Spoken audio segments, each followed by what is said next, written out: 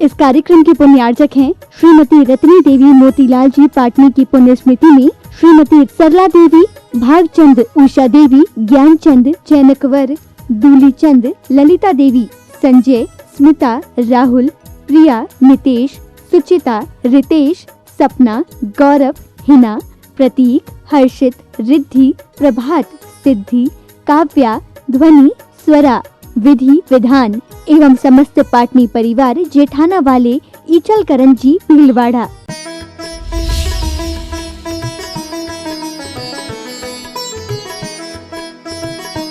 रत्नत्रय स्वरूप मोक्ष मार्ग में सम्यक दर्शन के साथ सम्यक ज्ञान का भी महत्व है। तत्व के प्रति हमने जो श्रद्धा बनाई थी, तत्व के प्रति वैसी ही समझ रखना, ये सम्यक ज्ञान है। तत्व के प्रति यथार्थ श्रद्धा सम्यक दर्शन है और तत्व के प्रति यथार्थ अर्थात सच्ची समझ सम्यक ज्ञान है। तो जैसे सम्यक दर्शन के 8 अंगों की चर्चा आपने सुनी, वैसे ही सम्यक ज्ञान के भी 8 अंग होते हैं, उसकी भी चर्चा आपको सुनना है। प्रवचनों में, चर्चाओं में, स्वाध्याय में प्राय करके सम्यक दर्शन के अंगों की चर्चा तो आ जाती है, लेकिन सम्यक ज्ञान के अंगों की चर्चा कम ही हो पाती है। मुनिजन, आचार्य उपाध्याय, साधुजन फिर भी प्रासंगिक समयानुसार सुनाते हैं, पर विद्वानों के मुख से तो सुनने को ही नहीं मिलता। विद्वान उस तरफ जाते ही नहीं हैं। बस शिक्षण करो, शिविर लगाओ, ये करो करो, लेकिन सम्यक ज्ञान के 8 अंग क्या हैं, विद्वानों का इस तरफ ध्यान ही नहीं जाता, और व्याख्यान करना तो बहुत दूर की बात है। लेकिन अपने ज्ञान को निर्दोष बनाए रखने के लिए सम्यक ज्ञान के 8 अंगों को समझना भी जरूरी है। कौन कौन से 8 अंग हैं? पहला शब्दाचार, दूसरा अर्थाचार, तीसरा ओहियाचार, चौथा कालाचार, पांचवा विनयाचार, छठवां उपधानाचार, सातवां बहुमानाचार और 8वां अनिन्वाचार। इन नामों को मैं जब भी पढ़ता हूँ या इन नामों से जब भी मैं व्याख्या करता हूँ, एक बात पर हमेशा जोर देता हूँ। वह बात कौन सी है? मेरा कहने का अभिप्राय ये है कि चर्चा तो ज्ञान की चल रही है। चर्चा किसकी चल रही? ज्ञान की, ज्ञान के अंगों की चर्चा चल रही है। सम्यक ज्ञान के 8 अंगों की चर्चा चल रही, लेकिन सम्यक ज्ञान के 8 अंगों को निर्दोष बनाने के लिए या सम्यक ज्ञान को निर्दोष बनाए रखने के लिए प्रत्येक शब्द में आचार शब्द क्यों लगाया? अभी तो ज्ञान की चर्चा है, चारित्र की तो चर्चा ही नहीं है। जब चारित्र की चर्चा हो तो आचार लगाओ। अभी तो ज्ञान की चर्चा है, इसमें आचार लगाने की जरूरत क्या है? आचार्य महाराज कहते हैं कि भले ही ज्ञान की चर्चा क्यों ना हो, लेकिन तुम्हारा ज्ञान भी तब तक निर्दोष नहीं बनेगा जब तक कि किसी तरह का आचरण तुम्हारे से ना जुड़े। आचरण जुड़ना जरूरी है। अब वह सम्यक ज्ञान के भावों में जुड़ेगा, सम्यक ज्ञान के संदर्भ में जुड़ेगा, लेकिन आचरण की बात जुड़ेगी ही जुड़ेगी। शब्दाचार क्या है? शास्त्र को पढ़ तो रहे हो, लेकिन ग्रंथ के अक्षर, पद, वाक्यों में स्वर, व्यंजन, मात्रा आदि का शुद्ध उच्चारण पूर्वक पढ़ना। क्या? ग्रंथ के अक्षर, पद, वाक्यों में स्वर क्या है, व्यंजन क्या है, मात्रा आदि का शुद्ध उच्चारण पूर्वक पढ़ना, ये शब्दाचार है। अर्थाचार क्या है? यथार्थ अर्थ का परिज्ञान करते हुए ग्रंथ पढ़ना। राम राम, हरे राम, जय वर्धमान, जय जिनेन्द्र, श्री वीतरागाय नमः, अहिंसा परमो धर्मः, सत्यमेव जयते, चारित्रम खलु धम्मो। अगर ये सब लिखे गए हैं और इनको पढ़ रहे हो तो इनका भाव भी पकड़ में आना, अर्थ की ओर तुम्हारा ध्यान जाना, अर्थ समझते हुए शुद्ध उच्चारण पूर्वक ग्रंथ पढ़ना। पानी लाओ, किसी ने कह दिया, किसी ने लिखा है, उसको पढ़ करके तुम क्या समझ रहे? पानी लाओ, पानी लाओ। समझो, सुनो, ये अर्थ समझते हुए शुद्ध उच्चारण पूर्वक ग्रंथ पढ़ना। कालाचार, स्वाध्याय करने योग्य काल में ही ग्रंथ पढ़ना। स्वाध्याय करने योग्य जो काल सुनिश्चित किया है, उस काल में ही स्वाध्याय करना।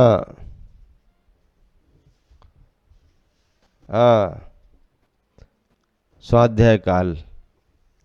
और जो वर्जित काल है, वो कौन कौन सा काल है? दिग्दाह हो रहा हो, उल्कापात, वज्रपात, इंद्रधनुष, सूर्य चंद्र ग्रहण, तूफान, भूकंप आदि उत्पातों के समय में, राजा का मरण, संधि काल आदि आदि सिद्धांत ग्रंथों का पठन पाठन इन दिनों में, इन समयों में वर्जित है, अर्थात स्वाध्याय के लिए अयोग्य काल हैं। स्तोत्र, आराधना, धर्म कथादिक के ग्रंथ पढ़े जा सकते हैं, बाकी सिद्धांत ग्रंथों को ना पढ़ें। सिद्धांत ग्रंथों को पढ़ने का ये अकाल समय है, असमय है। ऐसे योग काल में कालाचार इसी को कहा गया है। समय का ध्यान रख करके स्वाध्याय करना। फिर पांचवा विनयाचार, द्रव्य क्षेत्र आदि की शुद्धि के साथ विनय पूर्वक शास्त्र पढ़ना। द्रव्य क्षेत्र आदि की शुद्धि के साथ, द्रव्य शुद्धि, क्षेत्र शुद्धि आदि आदि पूर्वक, विनय पूर्वक शास्त्रों को पढ़ना। द्रव्य क्षेत्र काल भाव की शुद्धि, ये सभी पढ़ना चाहिए। अगर शुद्धि का ध्यान रख करके पढ़ते हैं तो ठीक बात है, और शुद्धि का ध्यान न रख करके पढ़ते हैं तो संग में असमाधि, कलह, रोग, वियोग आदि आदि के दुष्फल भी दिखाई देते हैं।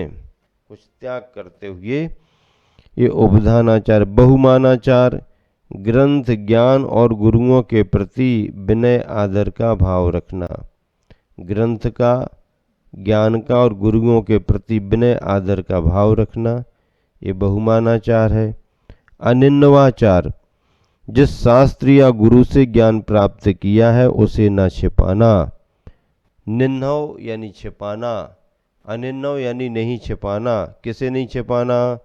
जिस शास्त्र से अथवा जिस गुरु से अपने को ज्ञान प्राप्त हुआ है, अपने ने ज्ञान प्राप्त किया है, उसके उनके नाम को नहीं छिपाना, ग्रंथ के नाम को नहीं छिपाना और गुरु के नाम को भी नहीं छिपाना।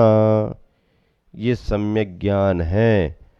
ऐसे सम्यक ज्ञान को 8 अंगों के द्वारा, क्या ऐसा सम्यक ज्ञान 8 अंगों के द्वारा हमारे जीवन से जुड़ा रहे। हाँ, हमारे जीवन से जुड़ा रहे। स्वाध्याय करने का फल भी तो अपन को मालूम होना चाहिए ना। पढ़ रहे हैं तो स्वाध्याय का फल भी तो मालूम होना चाहिए। क्या है स्वाध्याय करने का फल? देखो, ग्रंथों के स्वाध्याय करने का फल लिखा है शास्त्रों में, प्रज्ञा का अतिशय बढ़ता है। किसका अतिशय बढ़ता है? प्रज्ञा का अतिशय बढ़ता है। दूसरा, प्रशस्त अध्यवसाय होता है। अध्यवसाय यानी भाव मन के प्रशस्त होते हैं। उत्कृष्ट संवेग होता है। क्या? उत्कृष्ट संवेग होता है। प्रवचन स्थिति की जागृति होती है। जिन धर्म का उद्योतन होता है। तप की वृद्धि होती है। अतिचारों की विशुद्धि होती है। संशय का उच्छेद होता है। क्या होता है? संशय का उच्छेद होता है तथा मिथ्या मतों का खंडन होता है। क्या होता है? मिथ्या मतों का खंडन होता है। इस प्रकार साक्षात व परंपरा से स्वाध्याय के अनेकों लाभ हैं। ऐसे सम्यक ज्ञान की आराधना निरंतर करनी चाहिए। अब रत्नत्रय में तीसरा बिंदु क्या है? सम्यक चारित्र। तीसरा बिंदु क्या है? सम्यक चारित्र। सम्यक चारित्र में क्या क्या आता है? चारित्र में, सम्यक चारित्र में, सम्यक चारित्र के 5 भेद। कितने भेद बतलाए गए? 5 भेद। सामायिक, छेदोपस्थापना, परिहार विशुद्धि, सूक्ष्म सांप्राय और यथाख्यात। चारित्र किसे कहते हैं? चारित्र की परिभाषा क्या है? कर्मों के आश्रव के कारणभूत बाह्याभ्यंतर क्रियाओं के रोकने को चारित्र कहते हैं। कर्मों के आश्रव के कारणभूत जो बाह्य और आभ्यंतर क्रियाएं हैं, उनके रोकने को चारित्र कहते हैं। चारित्र के 5 भेद हैं। नाम गिना दिए। सामायिक, छेदोपस्थापना, परिहार विशुद्धि, सूक्ष्म सांप्राय और यथाख्यात। सामायिक चारित्र किसे कहते हैं? साम्य भाव में स्थित होने के लिए संपूर्ण साबद्ध योग का त्याग। क्या बात है! साम्य भाव में स्थित होने के लिए संपूर्ण साबद्ध योग का त्याग। योगों में साबद्धपना नहीं, निर्बद्धपना होना। हाँ, योग हमारे निर्बद्ध हो, साबद्ध नहीं हो। क्यों? साम्य भाव को पाना है। साम्य भाव में स्थित होने के लिए संपूर्ण साबद्ध योगों का धर और समता भाव सदा सामायिक करिए। समता भाव को रखते हुए सामायिक करिए। धर और समता भाव। समता समारे, समारो अपनी अपनी समता। आचार्य श्री ने सब महाराज जियों के नाम दिए, अच्छे अच्छे नाम दिए। दीक्षा में नाम देते हैं, पुराने नाम बदल जाते हैं। दीक्षा दी समय सागर जी महाराज, कितना बढ़िया नाम है। योग सागर जी महाराज, कितना बढ़िया नाम है। नियम सागर जी महाराज, कितना बढ़िया नाम है। सुधा सागर जी महाराज, कितना बढ़िया नाम है। और भी सभी महाराज जियों के नाम दिए। अब जब दीक्षा का क्रम आया, हमारी तरफ देखा तो कुछ आचार्य को समझ में ही नहीं आया। हमने देखा हमें भी कछु नाम मिल जाए। नाम मिल जाए, नाम के संग ये नाम मिल जाए। तो आचार्य ने देख करके कहा तुम तो समता रखो। क्या कह दी? समता रखो, समता रखो। अरे मैंने कहा भैया सबको अच्छे अच्छे नाम दे दिए हैं, हमसे कह दी समता रखो। क्षमा सागर जी, बताओ, क्षमा सागर जी सब पुराने पुराने महाराज हैं। हम लोगों की ये लग दीक्षा हुई थी तो 7 महाराज जी थे, निशंक सागर जी थे, हम थे, स्वभाव सागर जी, समाधि सागर जी, फिर करुणा सागर जी, दया सागर जी, अभय सागर जी, निशंक, समता, स्वभाव, समाधि, करुणा, दया और अभय, 7 हो गए। ये लग दीक्षा शिखर जी में हुई, मुनि दीक्षा हमारी ईसरी में हुई। अब नाम बटे, तब सबको नाम मिल रहा है तो अपन को भी नाम मिलेगा। अब क्या मिलता अपने को नाम? तुम तो समता रखो। क्या कह दी? समता रखो, नाम आम के चक्कर में मत रहो, तुम तो समता रखो। लो भाई, समता सागर हो गए। गुरु के मुख से जो निकल गया वो प्रसाद हो जाता है। धर और समता भाव सदा सामायिक करिए। सदा सामायिक की बात है भैया। ये सामायिक चारित्र क्या है? साम्य भाव में स्थित होने के लिए संपूर्ण साबद्ध योग का त्याग। छेदोपस्थापना क्या है? वृत्त, समिति और गुप्ती रूप 13 प्रकार के चारित्र में 5 वृत्त, 5 समिति, 3 गुप्ती रूप 13 प्रकार के चारित्र में भेद व दोष लगने पर उन दोषों का छेद करना, उन दोषों का छेद करना, नाश करना और फिर अपनी आत्मा में स्थापन करना छेदोपस्थापन है। उन दोषों का छेद करना और अपने में स्थापन करना, ये छेदोपस्थापना नाम का चारित्र। सामायिक और छेदोपस्थापना, सामायिक और छेदोपस्थापना ये दोनों एक साथ चारित्र चलते हैं। सामायिक और छेदोपस्थापना ये एक साथ चारित्र चलते हैं। अब देखिए इसी के साथ में परिहार, विशुद्धि, सूक्ष्म सांप्रदाय, साक्षात विशेष चारित्र हैं, इनकी चर्चा करेंगे। सामायिक और छेदोपस्थापना की चर्चा में ये बड़े महत्वपूर्ण चारित्र माने गए हैं। हाँ, दोनों साथ साथ रहते हैं। सामायिक छेदोपस्थापना, सामायिक छेदोपस्थापना, सामायिक छेदोपस्थापना, सामायिक छेदोपस्थापना। गुरुवर आचार्य श्री कहते सामायिक अखंड चारित्र है, अभेद रूप में है। जैसे कहीं से प्राप्त मोती, मोती कीमती होता है, अखंड है, उस अखंड मोती की अपन सुरक्षा कैसे कर सकते? वो कहीं गुम सकता है, तो उस मोती की सुरक्षा करने के लिए उसमें एक छेद कर दिया जाता है। छेद करके हम उस मोती की सुरक्षा करते हैं। ये छेदोपस्थापना चारित्र है जो सामायिक के साथ चलता है।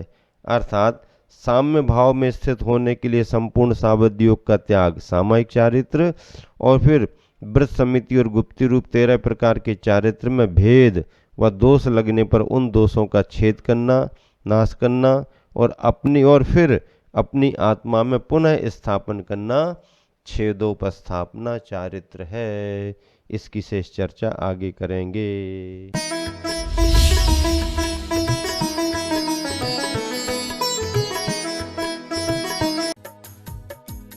इस कार्यक्रम के पुण्यार्चक थे श्रीमती रत्नी देवी मोतीलाल जी पाटनी की पुण्य स्मृति में श्रीमती सरला देवी, भागचंद, उषा देवी, ज्ञानचंद, चैनकवर, दूलीचंद, ललिता देवी, संजय, स्मिता, राहुल, प्रिया, नितेश, सुचिता, रितेश, सपना, गौरव, हिना, प्रतीक, हर्षित, रिद्धि, प्रभात, सिद्धि, काव्या, ध्वनि, स्वरा, विधि, विधान एवं समस्त पाटनी परिवार जेठाना वाले ईचलकरण जी